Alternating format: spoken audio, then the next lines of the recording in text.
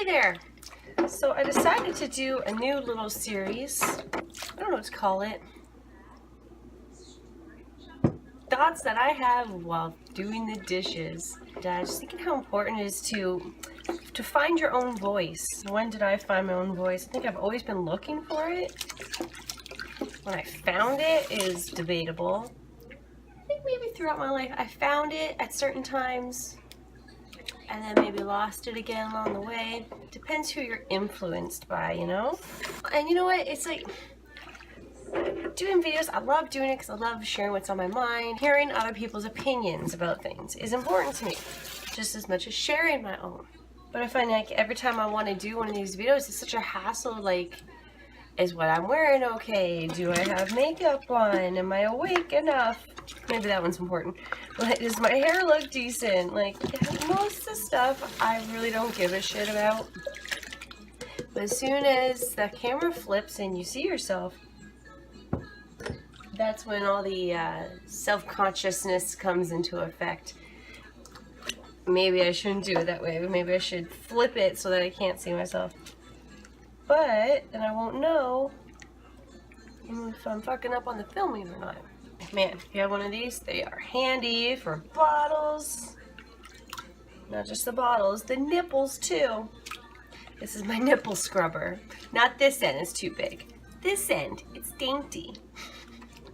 By the way, that's the Wiggles you hear in the background. My baby is watching the Wiggles while I do dishes. Oh, he hears my voice. I gotta whisper. It's like 007 to dodge your baby. I remember, it totally reminds me of Christina Allen. Sorry if you don't want this out there, Christina, but I'm about to tell this story. I remember in science class one year, had to have been grade 10 science, and the way the school was set up, science rooms had these double doors, so there's one in the front and then one in the very back of the room. We sat at the back of the class and we had a substitute teacher, and oh, what's his name? Flight. His son was a pilot. For some reason that sticks out to me. Fuck, I can't remember his name now. Anyway, we had the substitute teacher and he was like 70. He was super old. He was balding. He had glasses. And not that any of that mattered, but he was just out of it. Like you could tell he was there just to show up for the paycheck. Not that he didn't care about his job. He probably did care. It's just dumb. Like, I don't know how to describe him. But anyway, me and Christina and I were like, let's get out of here. We're not doing anything in class. We just wanted to have some excitement and get out of class. So we decided to do like 007 James Bond. I believe it was GoldenEye was out at the time. And we decided to go dun dun dun dun dun, which actually I think is Mission Impossible song now that I think about it. But we called it 007 because we didn't know what the hell we were talking about. And anyway, we did these rolls and everything and hid behind desks to get out of the back room, or the back door of the room. I don't remember what we did, if we stayed in the school or if we left properly. I have no idea, I don't remember. But I remember playing 007 to get out of that classroom, and it was so funny. And then we ran to get out of that hallway just in case he peeked out the door. It was a little... to see who the hell's out there making noise. Oh, that's gonna bug me what his name is. Shit, Christina, if you see this, let me know what his name is, because I can't remember. Funny thing is, we've had him a couple times as a substitute in high school, and I remember my Uncle Johnny saying he had him as a teacher too when he was younger. So that shows how old this dude was. No offense, Uncle Johnny. Who's in the Wiggle House? Who's in the Wiggle House today? Don't mind the stuff in the background. We're still unpacking, and I don't know what the hell to do with that TV box. I've been using it as my cardboard recycling box for now, until we actually get some. I don't know where the hell to put that big ass TV box. We use it for when we move, so for the TV. Not that it actually needs it, but I just don't know where to put it in between because we don't have much space in this apartment. The reason why we moved from Milton to Mount Forest. First of all, our financial situation had changed hugely from the time when we moved in I guess that was October of 2016. And then till when we moved out, which was just this past month, 2018. So we lived there a year and a half, roughly. By the way, it's May. So what I was doing when we first moved in, I was working from home for BME. It's a company out in Alberta. And I worked for them while I was there, and then the wildfires happened. Everyone evacuated the city. We decided to come back home to Ontario. So while everyone was still dispersed during that time, I got settled in Ontario in my sister's house.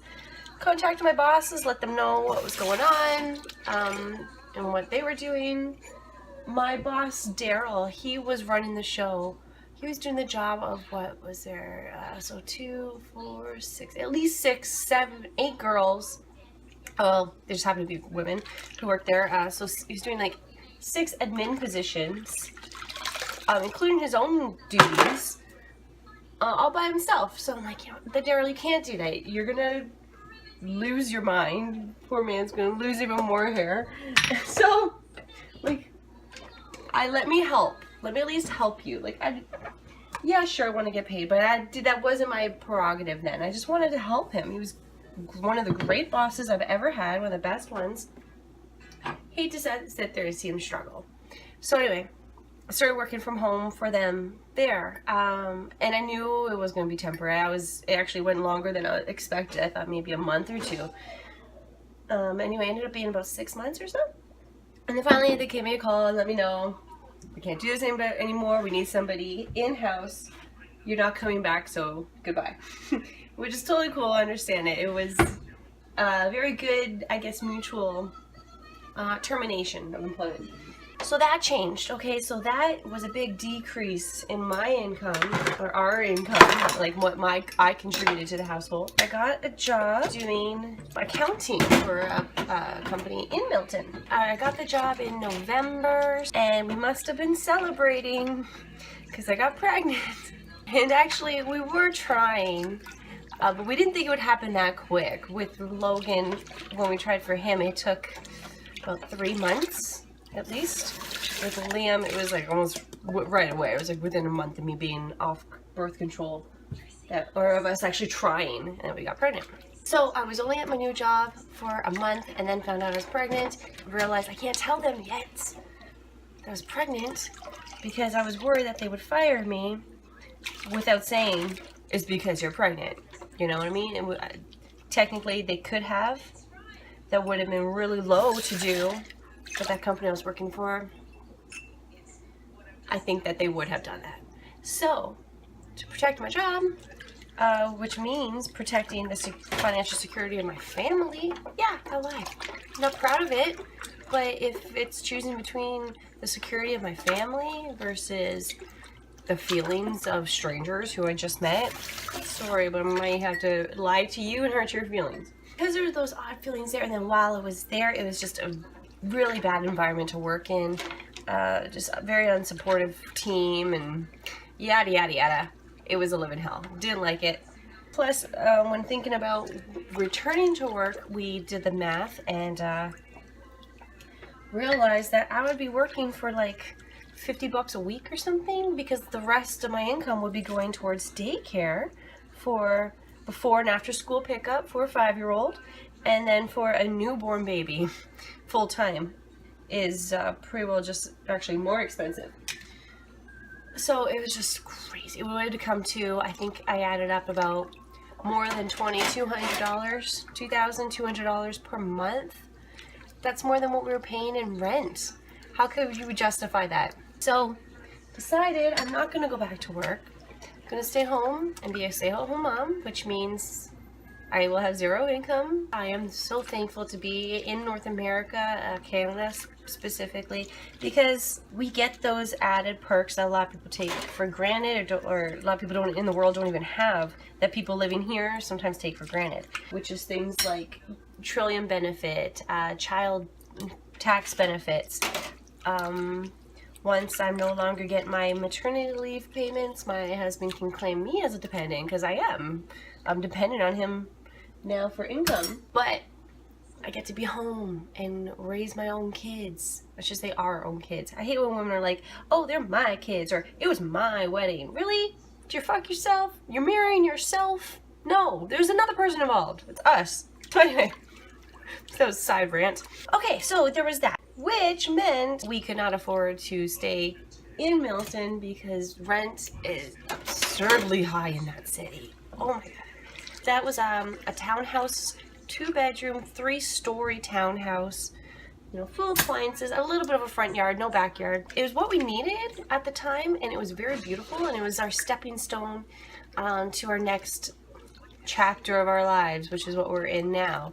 So we wouldn't have even tried to have Liam if we weren't living there, because before then we were living with my sister in her basement, and we just, no, we're not having another baby in this situation. Sean and I, we do a lot of self-reflecting.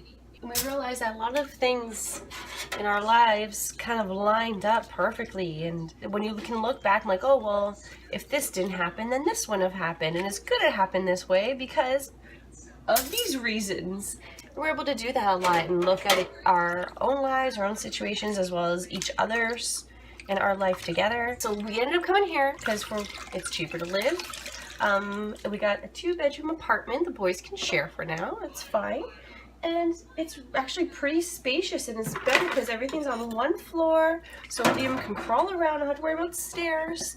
We chose Mount Forest because I searched within, I tried to look like an hour radius of Milton so Sean could still drive to work for now. We're actually ended up being an hour and a half away, which he said isn't far enough away. Come on, you have to drive every day. He's driving 3 hours a day. That's there and back. I know what it's like to commute, and that's shit. So here I am living it up at home, and the poor guy's got to commute quite some ways every day. But these are sacrifices that we make, and he knew that coming in, for better quality of life. I'm sure you've heard the expression, what you own ends up owning you. We decided to purge as much of the materialistic crap that we could because we don't need it all. And moving here, another thing we focused on was our needs versus our wants. We need to be closer to the wilderness and outside and in the forest and amongst the animals. We want the convenience of a city. I think everybody is like that. I honestly do. I think all of us, we need to get in touch with nature. If you ever go camping for a week, you are so relaxed. Not even a week, a weekend. Just once you get everything set up and you're lounging in that chair outside, soaking in the sun, smelling that bonfire, the fresh air, the dirt, the smell of dirt. Oh, it rained today and I fucking love that smell. All the dirt gets mixed up and the fresh air and the smell of the rain. I love it. It's so fresh, and I feel like this morning I smelled a smell I haven't smelled in a long time, and it was so good. But yeah, a lot of people, they rely on the convenience of the city because everything's accessible, and everything in life, the easier it is, the more you have to pay for it. The harder it is, the more, I think, personal value I think there is. So let me just give you an example. Supper needs to be made tonight. I don't feel like cooking. It's just so much easier to walk down and get a pizza from the pizza store, but that costs money. It is lazy, and the quality of the product isn't good either. Even if I chose something healthy, what fast food is healthy? All of them, they all have preservatives. It's not fresh food. They say it's fresh, but did it get picked that day? Or even that week? Was it local produce that you're eating? But you really have to think about your dollar, and because your dollar is the only vote that you have, and where that goes towards. It takes research, which takes time and effort. And it's just easier to hand somebody money and say, this is what I need. So there's a few reasons there, a tip of the iceberg as to why we moved to Mount Forest. Also, we're really close to some great waterways here. Husband's getting into fly fishing and hunting, canoeing. He's really turned his life a full fucking 180 from what it was. And it's just more so inclusive with nature. It's again what we want versus what we need. Ooh. So I just thought of a cool name for this little one-on-one, dished out. It's so gay. You know what, fuck it, I like using the word gay. It's gay. Shit's retarded sometimes. Oh, don't say the R word either. It's terrible. Cold coffee. Anyway, dished out. I feel like a ding should be there. I fucking hate my eyebrow. So many chicks are obsessed with their eyebrows now. I just can't fucking be bothered to pluck every single day and then draw them on. I love that cartoon. Pluck, pluck, pluck, pluck. Draw, draw, draw, draw. I know. It's probably worth it, but I guess no fuck. $1 million heist.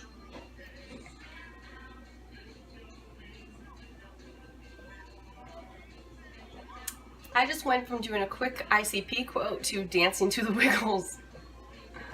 Hashtag mom life.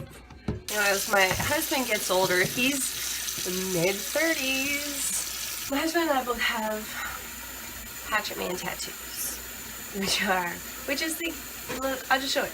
It's the guy from Insane Clown Posse. This is mine, and he's on top of the Dark Lotus. So anyway, my husband has that on his arm. One of the arms. It wasn't the best done when it was done. It was like a backyard tattoo. Mine was done in the shop, but so he's always wanted to kind of get it redone or get something done over it. But now I think he's like representing or regretting what it means. All right, the typical juggalo. You think of like a dirty teenager who's just causing shit and high off his ass and breaking stuff. Not to say that none of that's true. Some of it may be, but it's not only that. To me, what is the juggalo? Okay, to me, my tattoo represents the Hatchet Man is a symbol of ICP and what they stand for, which is standing up for the underdog and also having an intolerance to hate or prejudice and people who are fucking psychos who abuse women or children, even worse. And they're just, they're anti-racist, anti-sexist. Yeah, their sounds are fucked up. They're talking about murdering people, but they're talking about murdering pedophiles or rapists or judges who are fucking sentencing people to death. How can you sentence them to death? That's your own opinion. Anyway, that's a whole other issue. Okay.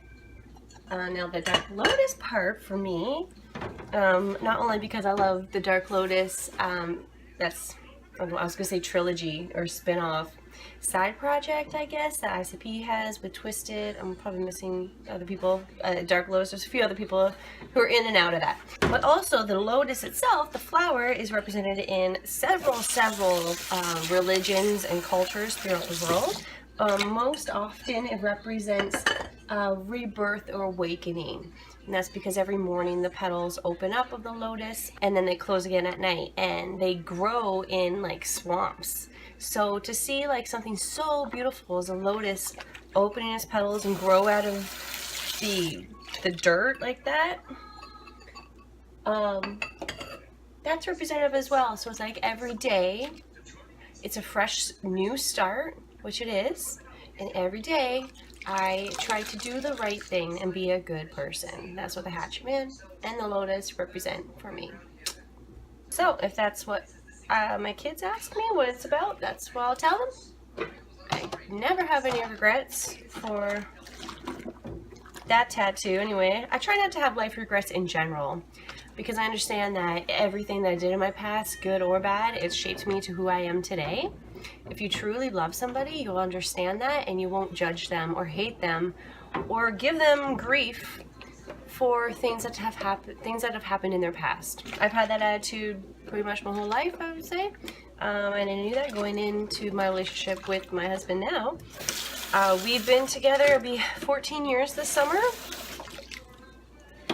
And when we first started dating, he told me what he was like in high school and the way he treated women, and it wasn't the greatest. And it's not like I started dating him to change him, because he already was what had changed. He was already trying to be a better person and treat women with fucking decent respect. But I never held anything against him before I knew him, because when I met him, I fell in love with who he was at that moment. And that includes his full history. I think a person is who they are at that moment, plus their full past and everything that they've gone through and experienced. All that amalgamates to who that person is in that moment. So I really don't think you could truly love somebody if you're against something in their past. Against it to the point where you would actually hold it against them for some reason.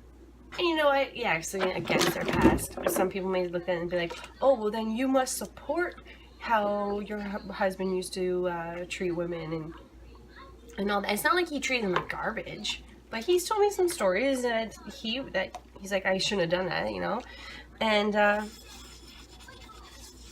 guess that's where the difference is.